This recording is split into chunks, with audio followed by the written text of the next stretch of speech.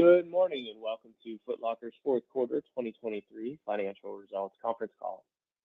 At this time, all participants are in a listen-only mode. Later, we will conduct a question-and-answer session. This conference call may contain forward-looking statements that reflect management's current views of future events and financial performance. Management undertakes no obligation to update these forward-looking statements, which are based on many assumptions and factors, including the effects of global economic and market conditions, currency fluctuations, customer preferences, and other risks and uncertainties described more fully in the company's press release and reports filed with the SEC, including the most recently filed Form 10-K or Form 10-Q. Any changes in such assumptions or factors could produce significantly different results, and actual results may differ materially from those contained in the forward-looking statements. Please note today's conference call is being recorded. And now I'd like to turn the floor over to Robert Higginbotham. Mr. Higginbotham, you may begin. Thank you, Operator. Welcome, everyone, to Foot Locker, Inc.'s fourth quarter earnings call. We'll begin with prepared remarks by Mary Dillon, our President and Chief Executive Officer. Frank Bracken, our Executive Vice President and Chief Commercial Officer, will then give more detail on our results across our banners and geographies. Then Mike Baughn, our Executive Vice President and Chief Financial Officer, will review our fourth quarter results in more detail, our 2024 outlook, and our updated financial targets. Following our prepared remarks, Mary, Frank, and Mike will take your questions. To note, today's call will reference certain non-GAAP measures. A reconciliation of GAAP to non-GAAP results is included in this morning's earnings release. We also have a slide presentation posted on our investor relations website with information that will be referenced during the call. Finally, for future planning purposes, we tentatively plan to release our first quarter 2024 results on Thursday, May 30th. And now I will turn it over to Mary. Thank you, Rob. I'll start with our fourth quarter results and then provide an update on the advances our team continues to make on the Lace Up plan. At a high level, we're entering 2024 with solid momentum. While the macro and retail environments remain dynamic, our Lace Up initiatives are taking root, and we're seeing positive results across the business. We've demonstrated that when we focus our efforts and investment dollars in the right places, we can generate meaningful operational improvements and financial returns for our business. Our focus in 2024 is on sustaining this momentum and continuing to invest in key areas of the business as we lay the foundation for sustainable, profitable growth. Turning to our results, in the fourth quarter, sales trends came in above our expectations, with comps declining 0.7%, far better than our comp guidance of down 7 to 9%. Notably, this included a 210 basis points headwind from the repositioning of our Champs Sports banner. Non-GAAP earnings per share of 38 cents also came in ahead of our 26 to 36 cents guidance range. Our top-line trends accelerated meaningfully from the third quarter, particularly at our Foot Locker and Kids Foot Locker banners. These gains were led by ongoing progress in our conversion rates as customers responded to our strong assortments and our digital and in-store initiatives. And in digital, we outperformed our plans in the fourth quarter, including double-digit gains in customer acquisition. We also improved across multiple KPIs during the quarter, including higher net promoter scores across stores, digital, and fulfillment, rising engagement and consideration through our brand campaigns, digital momentum and online customer acquisition, and higher conversion levels. As we saw trends accelerate from the third quarter, we were pleased to see the sequential improvement driven by both our full price and promotional businesses. Encouragingly, we achieved positive AURs in the quarter, even with elevated promotional levels, as customers responded to our compelling holiday assortments, especially in footwear. As our sales performed better than we expected, we proactively reinvested into selected markdowns, particularly in apparel, to end the year in a solid inventory position. This enabled us to achieve leaner inventory levels versus our expectations and sets us up nicely to begin gross margin recovery in 2024. Looking back on the holiday season, we were pleased to see the green shoots from our strategies multiply and gain momentum. and we're just getting started. It's been over 18 months since I joined Foot Locker and a year since we announced our Lace Up plan. I'm impressed by how quickly this team and the plan has come together to start showing early results that will ultimately drive our long-term success. I am more confident than ever that Lace Up is the right plan to make Foot Locker a consumer-led, modern, omnichannel retailer at the heart of all things sneakers. Now, a year into executing our Lace Up plan, we've made some meaningful progress in terms of our organization and our strategies, including, first, we've begun to evolve our channel mix and improve our customers' digital journey.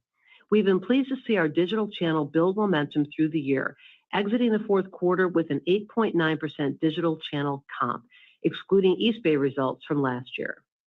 The gains were led by double-digit increases in online customer acquisition and improving conversion. Our digital channel penetration now sits at nearly 20%, exiting the year up 180 basis points from a year ago, excluding East Bay. Second, we're deepening our relationship with customers through our brand building and loyalty efforts. During the year, we were pleased to globally launch our new brand platform, The Heart of Sneakers. Our first campaign, Hype for the Holidays, saw early increases in our already high levels of brand awareness and consideration.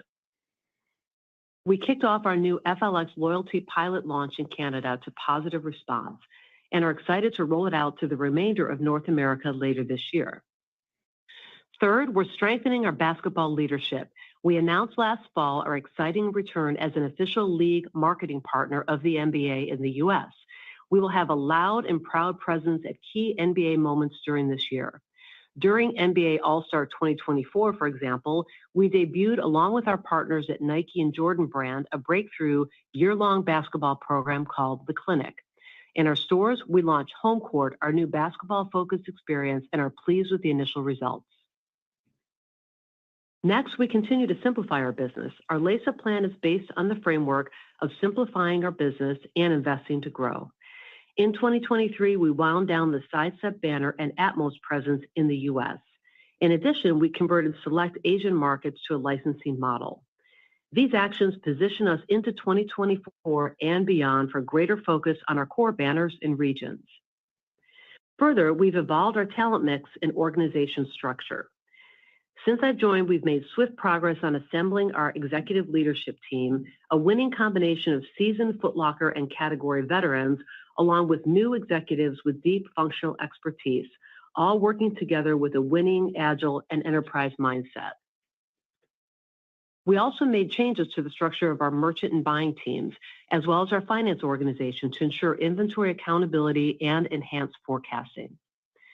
These changes have elevated our approach with our brand partners as we lead with customer insights and collaborate with them on multi-year growth plans. We're already seeing these efforts build with the quality of our assortments headed into spring season and beyond. And finally, we're right-sizing our cost structure. We made progress against our $350 million cost savings program in 2023, achieving roughly $135 million last year alone. And we expect to make ongoing progress against our savings plan here in 2024. As we look ahead to 2024, our focus is on sustaining our current momentum as we execute our strategies. We have seen that when we focus our efforts and our investment dollars in the right places, we're swiftly generating operational improvements and financial returns for our business. Therefore, 2024 will be another year of significant investment for us as we continue to emphasize strategic areas of improvement across digital, store experience, loyalty, and brand building. As we continue our investment focus this year, we remain focused on our ROIs and balancing the near-term needs of the business with longer-term objectives. We know this discipline is correct as we lay the foundation for accelerating performance into 2025 and 2026 and for long-term sustainable, profitable growth.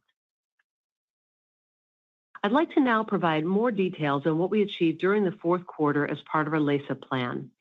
As we discussed, there's 4 strategic pillars to Lace Up. The first is to expand sneaker culture by serving more sneaker occasions, providing more choice, and driving greater distinction. Now, as we continue to execute on this imperative, a key priority for this management team has been strengthening the way we communicate and collaborate with our partners.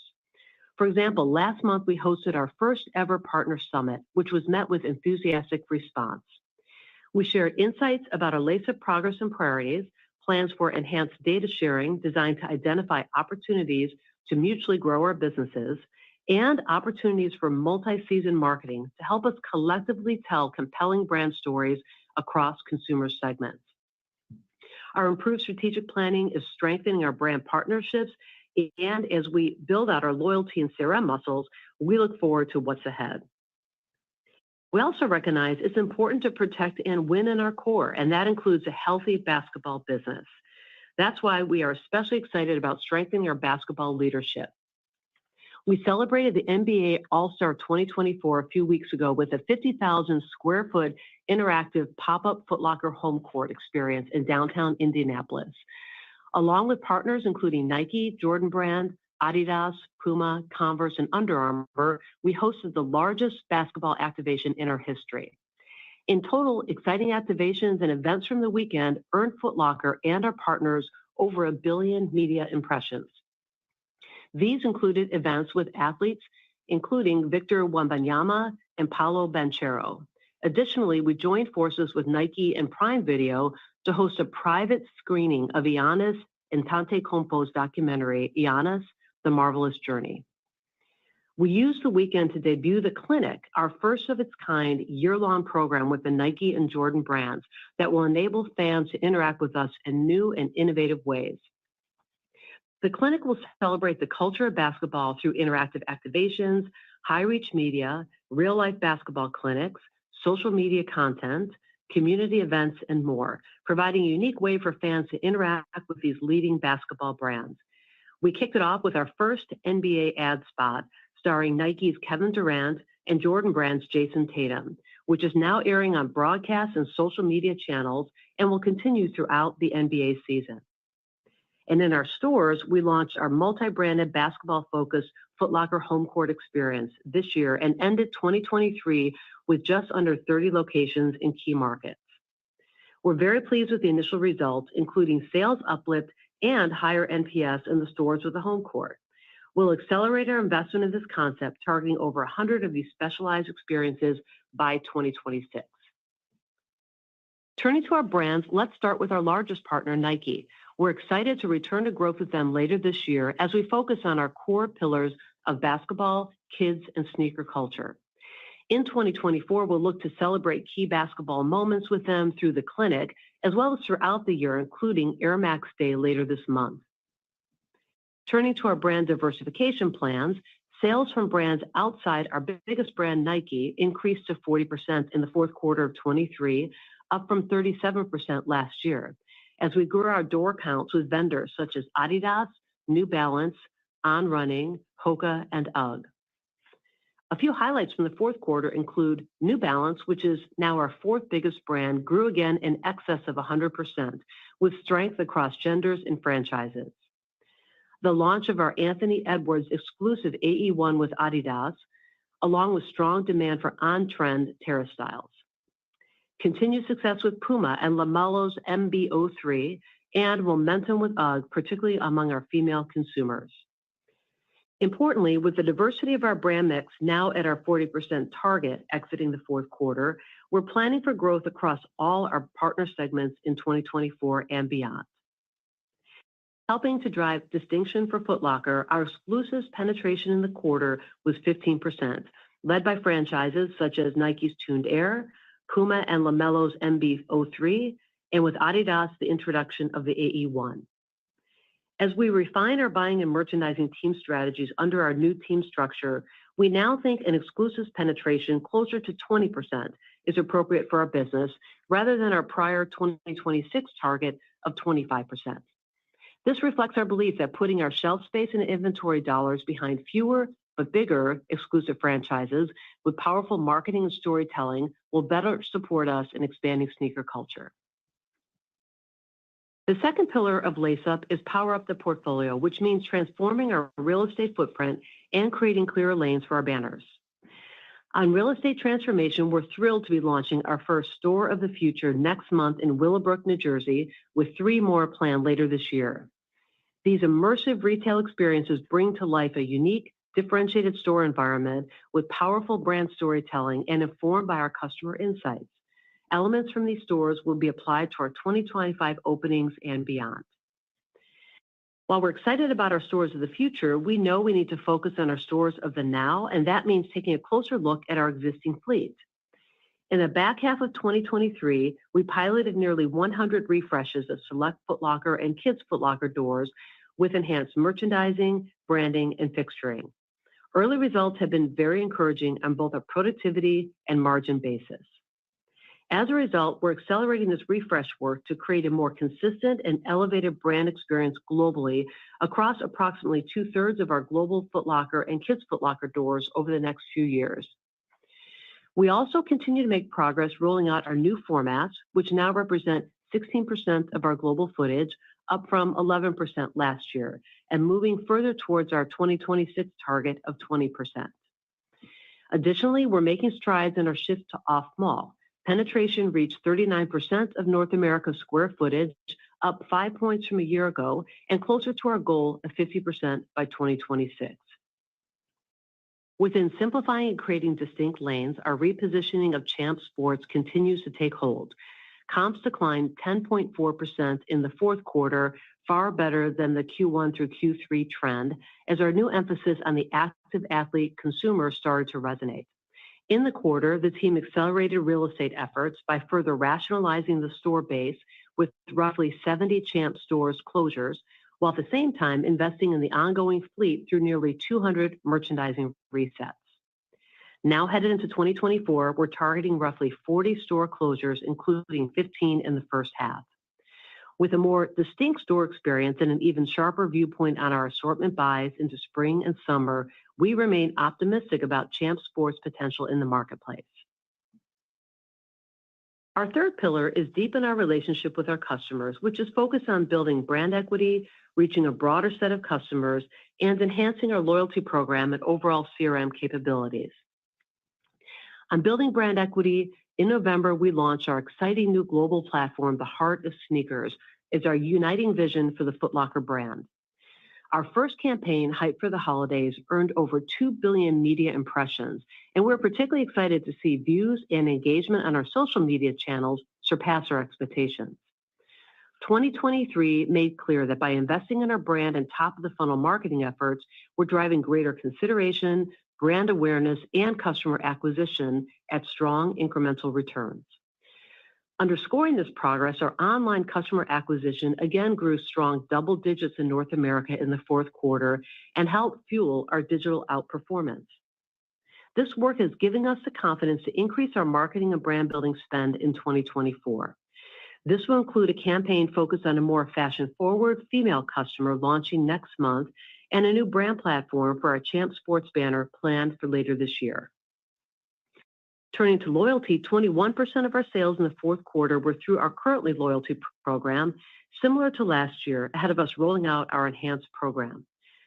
We launched our FLX Cash Pilot program in Canada last fall and have been pleased with results across a variety of KPIs, including higher engagement with first-time redeemers, higher AOVs, higher UPTs, and higher trip frequency. We look forward to a wider rollout of the FLX Cash program across North America later this year and globally in 2025 as we advance our goal of 50% loyalty penetration by 2026. And our final pillar is to be best-in-class omni, which means improving our digital presence and better integrating our channels seamlessly. Our digital penetration in the quarter increased to 19.5%, up 180 basis points year over year, excluding Eastbay. On an enterprise level, global digital comps were up nearly 9%, excluding the impact of our Eastbay exit last year. Our digital conversion continues to push towards new highs, and we continue to see room for improvement looking out. In 2024, our focus is on additional improvements in the customer experience, including enhanced search and discovery capabilities, product listing and detail pages, improved storytelling, and continued cart optimization improvements. We're also excited to roll out a new Foot Locker mobile app later this year, which will provide a smoother shopping experience, drive greater connectivity with stores, and create a seamless experience with our loyalty integration. Our progress to date on our digital transformation means that we are on track to achieve about 25% e-commerce penetration by 2026. Switching to stores, at Foot Locker, we know our Stripers are essential to the overall experience, with our NPS in stores already at 90.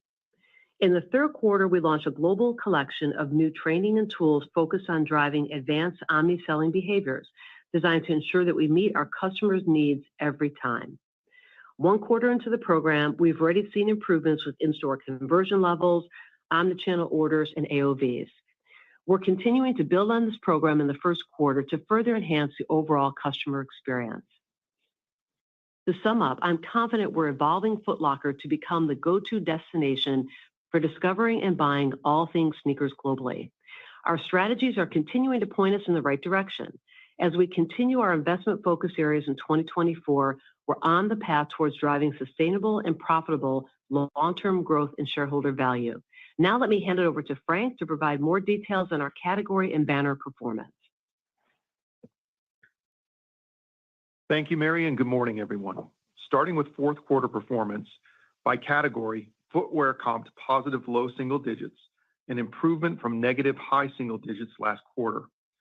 We were encouraged to see the acceleration in our footwear comps driven by full price selling, especially in our North American business. Challenges persisted in our apparel business, with comps down low double digits, as we know we have work to do to stabilize the category. Finally, accessories comped flattish. In footwear, we continue to see the culture of basketball connect with consumers through models like Nike's Air Force 1 and Dunk, the Air Jordan 1, along with Puma's LaMelo MB 03 and the Adidas AE1. And as we continue to invest in the basketball category through our NBA partnership and brand partner programming like the Clinic with the Nike and Jordan brands, we are confident that we will strengthen our position in basketball culture and continue to be the leading destination for all things basketball. Meanwhile, New Balance continued to connect with multiple consumer segments as we again doubled the business in the fourth quarter, marking nearly 200% growth on a 2-year basis. This growth was driven by innovation and well-orchestrated marketing campaigns across the men's, women's, and kids categories.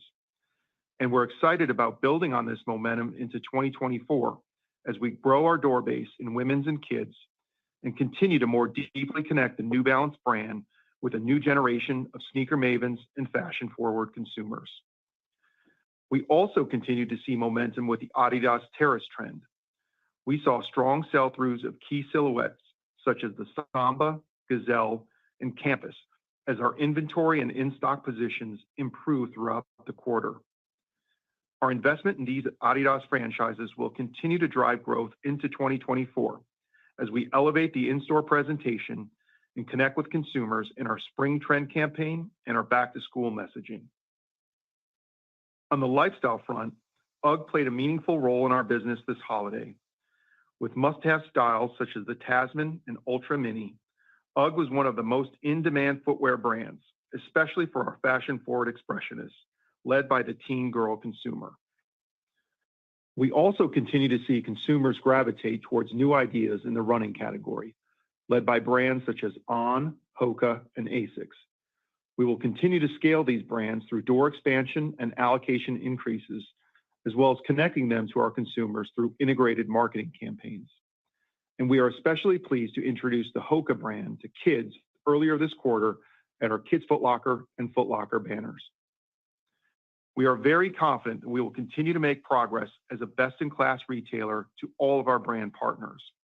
Our first-of-its-kind brand partner summit in February enabled us to showcase our new and coming capabilities and align on 2024 go-to-market priorities. And the positive feedback we received on our store environments, our digital capabilities, and partner marketing was very validating of our plans. Switching to channel performance, comparable sales in our stores decreased 2%. While store traffic remained down year over year, we were pleased to see steady improvements in our conversion levels driven by our updated service behaviors. Average ticket also saw gains as we increased our AURs, while UPTs were down slightly. Digital comps increased 5%, or nearly 9% excluding Eastbay, the online-only banner we exited late in 2022. As Mary mentioned, digital penetration during the quarter increased to 19.5% of sales, up 180 basis points year on year, excluding Eastbay. Now for performance by banner and geography. In North America, overall comps were down 0.7%, including a 310 basis point negative impact from the Champs Sports repositioning efforts. Our North America Foot Locker and Kids Foot Locker banners strengthened in the holiday quarter as both stores and online benefited from improved merchandising, as well as our enhanced marketing and digital efforts. At Foot Locker North America, comps rose by 4.8%, driven by a strengthening in our core base business compared to the third quarter. Kids Foot Locker comps were up 6.9%, led by a strong holiday season in November and December in both stores and online. At Champs Sports, comps were down 10.4%, as repositioning efforts drove moderating comp declines versus the Q1 to Q3 trend. Towards the end of the quarter, we accelerated some store merchandising reset activity, further enhancing the brand's reimagining positioning as the home of sports style, where head-to-toe looks, sneaker essentials, and performance are fused to serve the sport-inspired consumer. We executed roughly 70 Champs Sports store closures, in addition to nearly 200 merchandising resets during the quarter. With our Champs Sports store fleet rationalized, an improved product on order, and a new brand platform launching later this year, we are optimistic we will continue to stabilize the banner and further drive the new consumer positioning in 2024. Moving to WSS, the banner saw comps down 6.1% in Q4 as the macro environment continued to weigh on the WSS consumer. We were pleased to open 28 new locations in 2023, including 12 in the fourth quarter. And we've been thrilled with the recent progress that WSS is making under its new leadership team. That said, it's clear 2023 proved challenging for the WSS banner, with full-year comps down 6.8%, as its core customer base felt the impacts of a tough macro and higher inflation most acutely. As we navigate the economic environment and its impacts on the WSS consumer, we believe it's appropriate in the near term to temporarily reduce capital for our new store openings. As a result, our revised plans for 2024 include 20 new doors at WSS. While we still very much believe in opportunities for the banner longer term in serving the fastest growing consumer segment in the U.S., we believe this is a prudent approach in the near term. Turning to Europe, comps for our Foot Locker banner were up 0.3%. The environment remained challenging and promotionally driven across many parts of Europe. The team is focused on improving the in-store experience through refreshes and an edited assortment this spring. They also continue to drive conversion improvements through new service behaviors and improved allocation methods. In Asia Pacific, comps were down 0.2%. The Foot Locker banner saw comps up 0.6%, reflecting a promotional Australian marketplace. And finally, at Atmos, comps were down 1.8%, in part reflecting Japanese consumer pressure from a weaker yen. I'll now hand the call over to Mike to go over the financials and guidance in more detail. Thank you, Frank, and good morning, everyone. In the fourth quarter, starting with revenue, total sales rose 2%, including an approximate $100 million revenue contribution from the 53rd week. Comps declined 0.7%, substantially better than our expectation of declines in the 7 to 9% range. As Mary noted, the Champs Sports repositioning represented a 210 basis point comp headwind. By month, November was positive low single digits, December was down slightly, and January trends moderated to down mid-single digits, including some impacts of inclement weather earlier in the month. Moving to margins, gross margin for the quarter declined 350 basis points to 26.6%. Merchandise margins fell by 400 basis points, driven by higher promotions to ensure we ended the year with appropriate levels of inventory. Occupancy as a percent of sales leveraged 50 basis points on the higher sales volumes, including the 53rd week. Approximately $10 million of gross margin savings from our cost optimization programs also flowed through our cost of goods line. For the fourth quarter, our SG&A rate came in at 22.4%, representing deleverage of 10 basis points, with savings from the cost optimization program of approximately $10 million, more than offset by inflation and wage and technology investments. Collectively, our cost optimization program generated total savings of approximately $20 million within the fourth quarter. Finally, non-GAAP earnings came in at 38 cents, above the high end of our 26 to 36 outlook. The quarter also included a 12-cent EPS contribution from the 53rd week. Turning to the balance sheet, we ended the quarter with $297 million of cash and total debt of $447 million. At quarter end, inventories were down 8.2% versus last year, far better than the 10.5% increase at the start of the quarter and our guidance of flat to down slightly year over year, putting us in a good position to begin margin recovery in 2024. Lastly, on the quarter, I want to point you to today's announcement on our $478 million non-cash charge on our minority investment portfolio, which flows through our other expense line but is excluded from our non-GAAP earnings calculation. As we did our annual impairment review, we felt it appropriate to reassess the value of our portfolio of minority investments and thus took the charge highlighted in today's release. Moving on to our 2024 outlook, at a high level, we expect a return to sales growth and gross margin expansion this year, but we anticipate another year of significant investment as we work to build on our current momentum. For the year, we are issuing guidance for non-GAAP EPS of $1.50 to $1.70, representing growth of approximately 15 to 30% from the $1.30 we reported in 2023 on a 52-week basis. This guidance includes a non-recurring charge of 10 cents from the revaluation of our outstanding FLX points in North America as we roll out our broader Cash for Points program this year. This outlook embeds the following drivers. We expect comps of +1% to +3%, with comps flat to down low single digits in the first quarter and building momentum as we move through the year. This will be driven by several factors, including the refresh activity in the stores, returns on our ongoing brand building and marketing efforts, the launch of our new mobile app, the rollout of our new loyalty program, and the return to growth with Nike. Overall, our store count will be down approximately 4% in 2024, with square footage down approximately 1%. We expect to add roughly 35 new stores in the year and to close approximately 140. Including an approximate 1-point drag from lapping the extra week, total sales for 2024 are expected to be down 1% to up 1%. Turning to our gross margins, we expect gross margin expansion of 210 to 230 basis points to a rate of 29.8 to 30.0% for the year, as we begin to recapture the gross margin compression for 2023 due to elevated promotions. I would note a few important dynamics to our gross margin expectations for the year. First, while our inventory has been brought down to healthy levels, it will take some time to transition consumer expectations away from those higher promotional levels.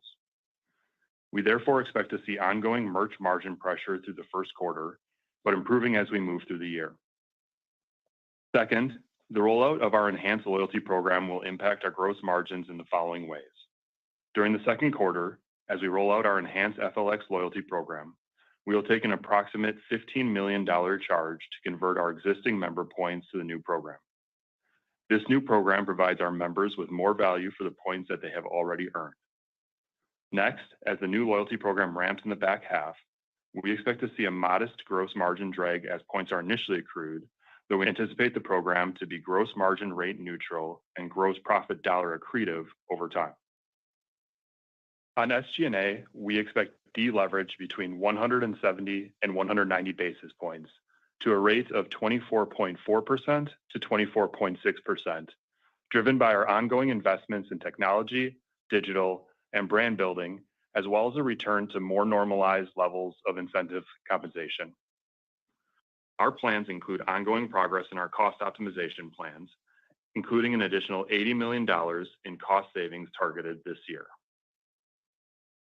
Switching to cash flows, our capital expenditure outlook for the year is approximately $345 million, slightly above the $335 million CapEx average for 2024 through 2026 we discussed in early 2023. This is driven by our plans to pull forward select investments, especially on the store experience front. While annual CapEx figures may vary in the next few years, we are still committed to that cumulative $1 billion figure through 2026 and would still target that $335 million average. Further, we also project working capital to be roughly neutral for the year. Looking at the quarters, let me also provide some additional context for our expectations on the shape of the year. For the first quarter, we expect comps of flat to down low single digits, with momentum building through the year to reach +1% to +3% for the year. On gross margin, we expect pressure to continue into the first quarter as we strategically employ markdowns to help transition our consumer, but we expect gross margins to improve as the year progresses. Given those drivers, we expect first quarter EPS to represent approximately 5% to 10% of annual earnings. For the second quarter, we expect approximately break-even earnings, given the $15 million or 10-cent charge from our initial FLX loyalty transition that will fall into the second quarter, having a compressed impact on earnings within that period, as well as a tax rate significantly above the annual rate, similar to last year, given the lower level of income within the quarter. As noted previously, we expect our comp trends to improve from Q1's trend as the year progresses, and as our initiatives around store refresh, digital, including our new mobile app, loyalty, and our return to Nike drive improved returns and margins, especially within the back half of the year. Looking beyond 2024, we wanted to take the time to update investors on how we are thinking about the longer-term financial profile of our business, given the lower starting point exiting 2023. It's important to note that our 2026 operational targets from Lace Up remain the same. We still target 40% plus penetration in our business beyond our top brand Nike by 2026, digital at 25% of our mix, building exclusives penetration towards 20%, down from our prior target of 25%, loyalty at over 50% of sales by 2026 and 70% of sales longer term, off-mall at 50% of our North American square footage, and new concepts at 20% of global square footage. As we focus more on the store of the future, as well as the refresh program in 2024, this means footage growth from our larger power and community doors is likely to be pushed out towards 2025 and 2026 as we focus on our core fleet. As a result, we expect to build towards our prior +5% to +6% top-line target into 2026 and beyond. On margins, we still see our original 8.5% to 9% operating margin target as achievable, but with the timing of reaching that goal being pushed out by 2 years to 2028. Turning to capital allocation, as noted, we anticipate making additional investments in 2024 as we work to build on our current momentum. While we are entering the year positioned for recovery, we are currently prioritizing a rebuild in our cash position to ensure we maintain ample flexibility to support the continued execution of our Lace Up plan. As such, we are not resuming a dividend at this time. We will reevaluate our returns to shareholders as we move through the year and have greater visibility on our sales and margin recovery and the trajectory of free cash flow into 2025 and beyond. Returning capital to shareholders remains an important priority, and we continue to believe that the business can support and sustain a dividend at a competitive 30% to 35% payout over time. By leaning into our strategic investments in the near term, we will be better positioned to realize the longer-term earnings potential of our business. With that, operator, please open the call for questions. Ladies and gentlemen, we'll now begin the question and answer session. If you would like to register a question, please press star and the number 1 on your telephone keypads. If your question has been answered or you'd like to remove yourself From the queue, please press star and two. If you are using a speakerphone, we do ask you please lift your handset to allow optimal sound quality. Also, we do ask that you limit yourselves to one question with one follow-up. Our first question today comes from Bob Drbul from Guggenheim. Please go ahead with your question. Hi, good morning. So the question that I have really is when you look at the 24 expectations, I think the sales guidance is probably a little better than we anticipated. Gross margins are definitely a little better. When you look at the expense rate, as 24 progresses, just if you could give us a little more color, around more of those expenses and sort of, the need and sort of a level of investment that you're making, I think that would be helpful. Thank you, Rob. I'll just start high level and just say, as we look at 24, it's an important year that I think accomplishes a couple of things. We see strong results happening with our LACE-UP plan, and we are committed to continue to invest in those strategies. The green shoots we're seeing encourage us that this is the right path for us, and to really drive us in terms of being a really sustainable, long-term, great omnichannel retailer. So that those strategies are super important. We also in 24, as you note, we are showing top line improvement, comp growth, as well as EBIT margin expansion. So we believe it's the right path to continue to move us on the path to achieve our LACE-UP plan goals. And so that's how we've constructed the plan and feel good about it. And Mike, would you like to add more? Yeah, Bob, good morning. This is Mike. As you think through the pace of investments for us in 2024, the expense component does somewhat over-index in the first half of the year. Obviously, taken into consideration with our guidance flow, we have IT costs year over year that are somewhat weighted towards the first half of the year. On the margin side, we did talk about loyalty one-timer in Q2, and then some ongoing parts in the second half within margin. Real estate and refresh really picks up through the year. From an order of magnitude standpoint, the return of variable comp is the biggest swing factor when you think of the year-over-year movements.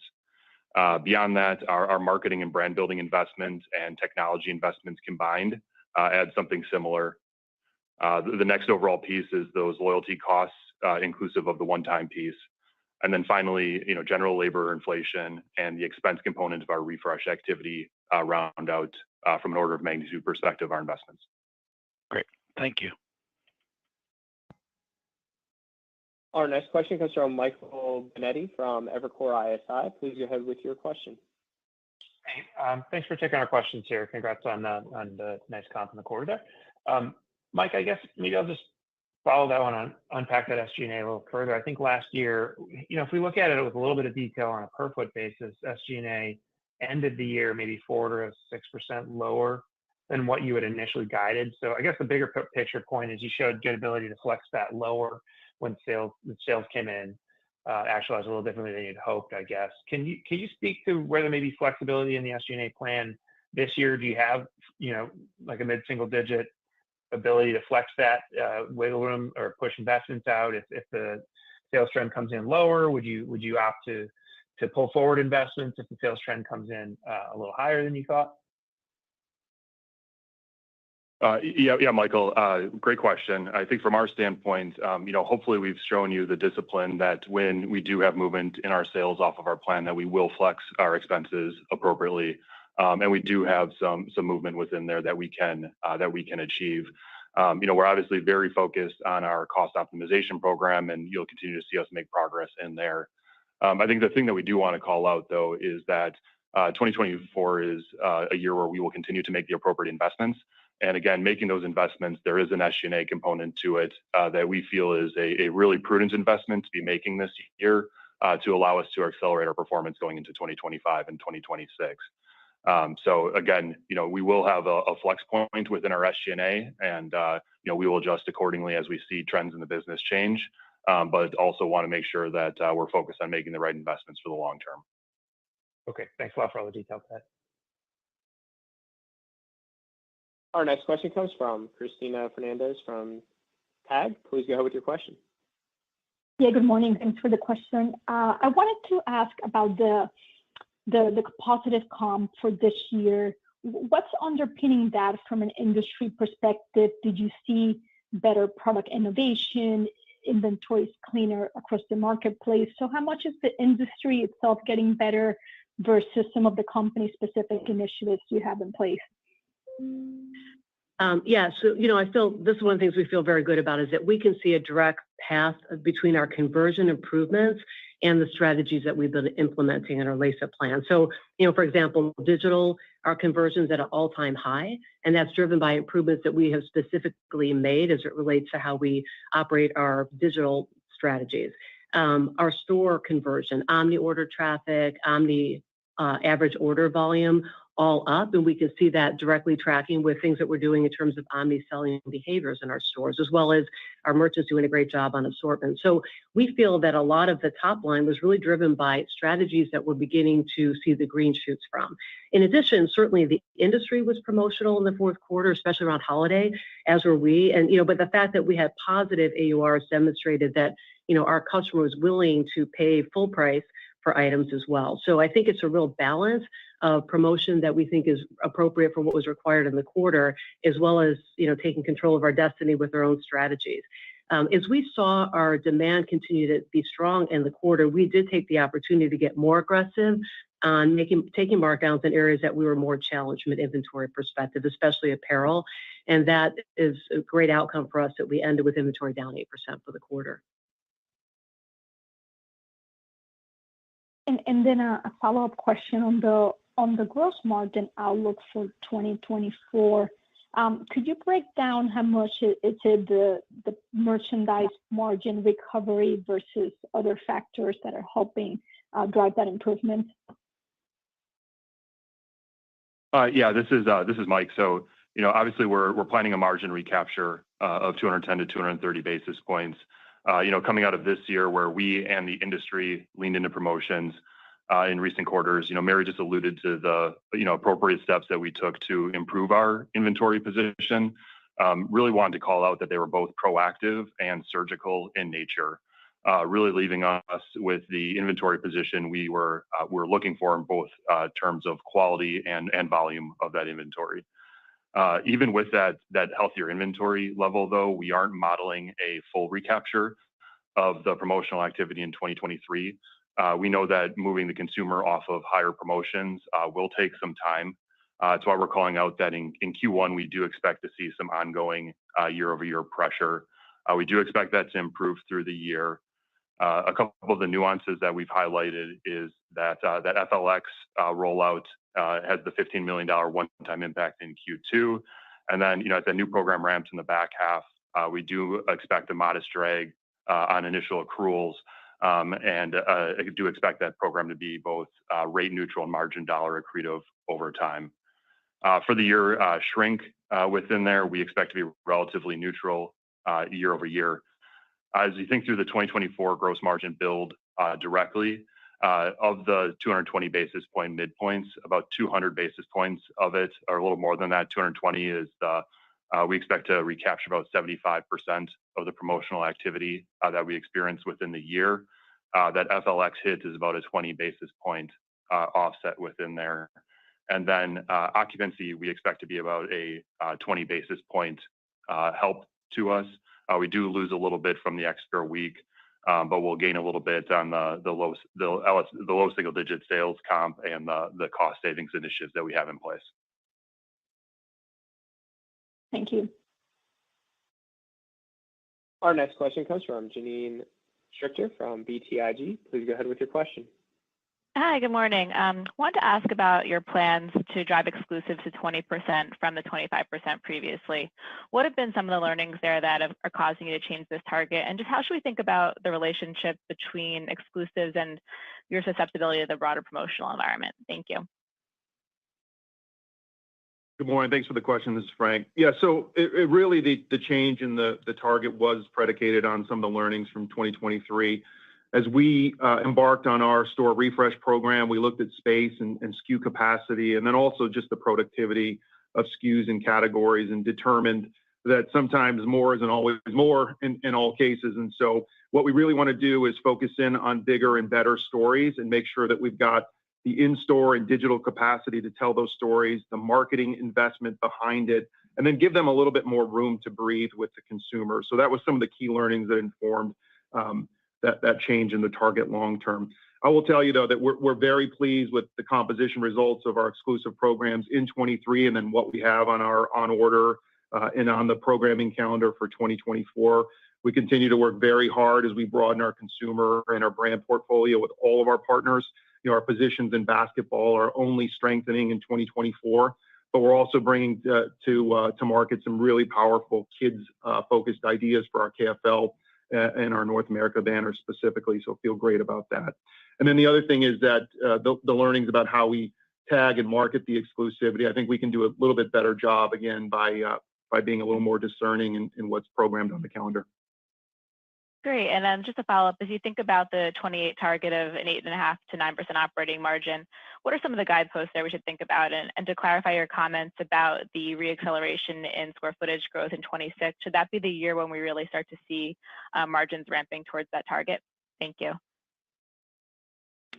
Janine, this is Mike. So yes, from a ramp perspective, I think 2026 is going to be where 2025 into 2026, you'll see us make progress across that time frame in terms of our EBIT margin recapture on the way to the 8.5 to 9 by 2028. I think the way that we think about the path from 2024 is obviously as we get into 2025, we'll have the recapture of the one-time ethyl point hit that we called out. We'll also have further gross margin recovery of the promo pressure not currently contemplated within our 2024 guidance. We'll continue to have ongoing progress in our cost optimization program. Over this time, we'll also have tech costs begin to taper. After we get through some of the major initiatives here early on, we'll see that normalize a bit down. We'll continue to have real estate rationalization, which will be margin enhancing over time. And then, ultimately getting to that sales growth in the 5 to 6% range, in 2026 and going forward will allow us to drive leverage down through the P&L. Great. Thanks so much for all the color and best of luck. Thank you. Our next question comes from Alex Stratton from Morgan Stanley. Please go ahead with your question. Great. Thanks a lot. Just a couple from me here. So just on the quarter and quarter-to-date trend, it looks like comps decelerated sequentially in the quarter. Maybe what do you make of that December step down from November? And can you just clarify how trends have evolved quarter-to-date? And then separately, what gives you confidence that the comp can accelerate as promotions come off? Alex, thank you for the call. This is Mike. So from a January deceleration perspective, we did have a little bit of weather within our performance, but we were really pleased with the results we saw in November and December. And we really look at that combined period as the holiday timeframe. And again, we're pleased with that overall results. From a quarter-to-date perspective, we're not going to address that specifically, other than obviously our trends to date are incorporated within how we approach the guide for the year. And as a reminder for Q1, we're calling out flat to down low single digits in terms of the top line within Q1. And then as we think through the comp growth for 2024, I think it's really about us continuing to make the right investments and those right investments starting to come to life throughout the year. So as we build through the top line, obviously our refresh activity will help that. We'll launch our mobile app in North America. We have the loyalty enhanced version in North America. We'll continue to benefit from the ongoing brand building within our marketing team. We'll have the buys and assortments from our reorganized merchant team. And then obviously the return to growth with Nike later in the year. Thanks a lot. Good luck. Thank you. Our next question comes from Jonathan Komp from Baird. Please go ahead with your question. Yeah. Hi, good morning. Mike, just one follow-up on the gross margin topic. Could you maybe just clarify as you look over the next couple of years, how much total markdown related merchandise pressure you expect to get back? And any further color when we think about the 2028 margin targets, what sort of gross margin range you're embedding within that? So thanks, Jonathan. Appreciate the question. I think from our standpoint, the promotional pressure that we've seen year over year, really tied to the elevated inventory that not only we had, but was in the industry, we don't see that as structural. So over the next couple of years, we are planning to recover that. I think beyond that, we expect to have continued benefits from our reorganized buying teams, and then also, operating here from a cleaner inventory position.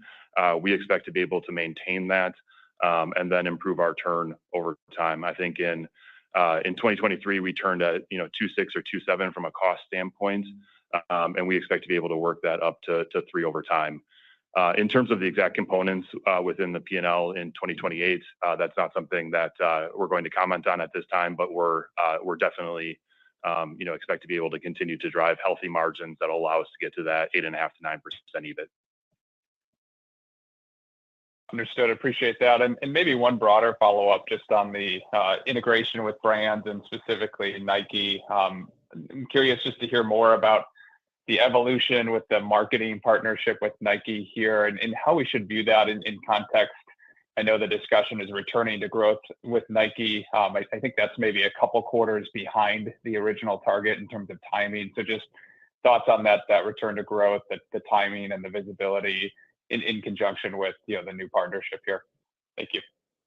Sure. Thank you. Thank you for the question. I'd say we mentioned this in the comments as well, that our overall approach to working with our brand partners, I think we've elevated this year, and the keystone was our partner summit, as we're taking a consumer-led view and multi-year growth planning approach with all of our brand partners.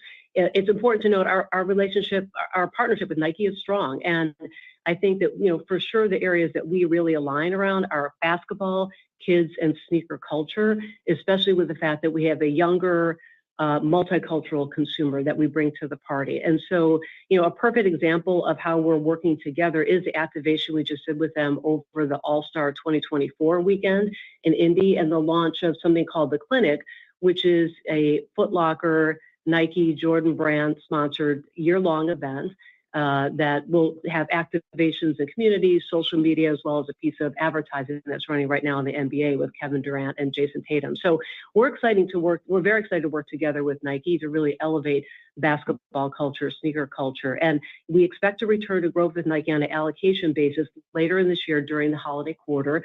We'll see, there's some uncertainty in the marketplace, and we know that as we get into the year. And so we'll see how that goes, but we definitely see growth happening on an allocation basis later in the year, in the holiday quarter. Okay, thank you very much. Sure. And our final question today comes from Abby Zavanikis from Piper Sandler. Please go ahead with your question.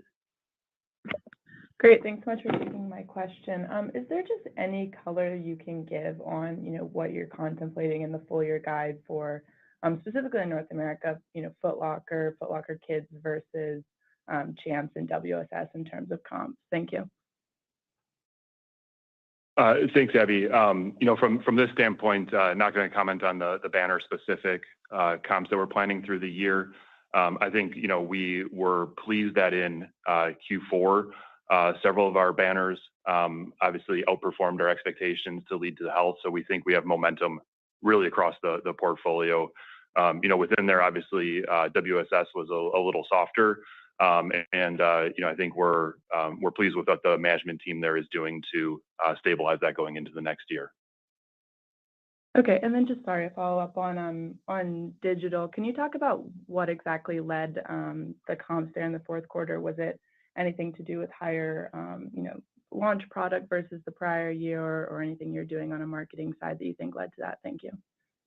Yeah, digital is really all about conversion, which is at an all-time high, and that's driven by improvements that our teams have been making on things that we can see direct effect. So, mobile cart navigation, urgency indicator, size filters, those types of tactics are really driving our conversion. And we know there's quantifiable scaled revenue impacts that we're seeing with improvements on our digital sites, as well as investment in digital media. Great, thank you. Sure. So I think we need to wrap up. Thank you. Thank you for joining us today. I just want to sum up. We're evolving Foot Locker to be the global go-to destination for discovering and buying all things sneakers. By continuing to execute on the Lace Up plan, we are confident we're on the path towards driving sustainable, profitable, long-term growth and shareholder value. I just want to extend my gratitude to the entire Foot Locker team, and in particular our global Striper community, for what they do every day, working with excellence across our stores, online, our distribution centers. And we look forward to updating you on our progress next quarter. Thank you. And ladies and gentlemen, with that, we'll be concluding today's conference call and presentation. We thank you for joining. You may now disconnect your lines.